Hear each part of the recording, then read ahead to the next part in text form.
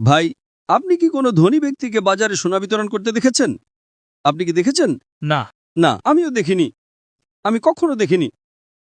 এখানে এক নবী বলছেন, একজন দরিদ্র মানুষ যার কোনো সম্পদ নেই, সে যদি আল্লাহর প্রশংসা করে এবং বাজারে তাহালিল বলে, আল্লাহু আকবার লা ইলাহা ইল্লাল্লাহ ওয়াল্লাহু আকবার ওয়ালিল্লাহিল হামদ।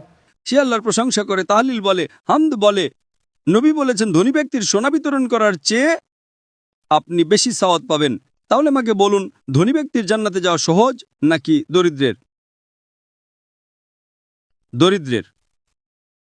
তাই এই কারণেই ধনীদের চেয়ে গরিব মানুষ বেশি ইসলাম গ্রহণ করে। আপনি হয়তো নবীর সাহাবী বেলাল রাদিয়াল্লাহু আনহুর গল্প শুনেছেন, যিনি একজন দাস, কৃষ্ণাঙ্গ দাস। তারা তাকে নির্যাতন করেছিল। তারা তাকে বলেছিল, বলো এক খোদা নেই। তিনি তবুও বলেছিলেন আহাদ, এক। নবী বলেছেন, যদি কেউ তোমাকে নির্যাতন করে তাহলে তুমি শিরক করতে পারো যতক্ষণ ঈমান আছে। তিনি বললেন, না, আমি তবুও আল্লাহ বলবো। আপনি বুঝতে পারছেন? দরিদ্র মানুষ, তাকে জান্নাতের প্রতিশ্রুতি দেওয়া হয়েছে।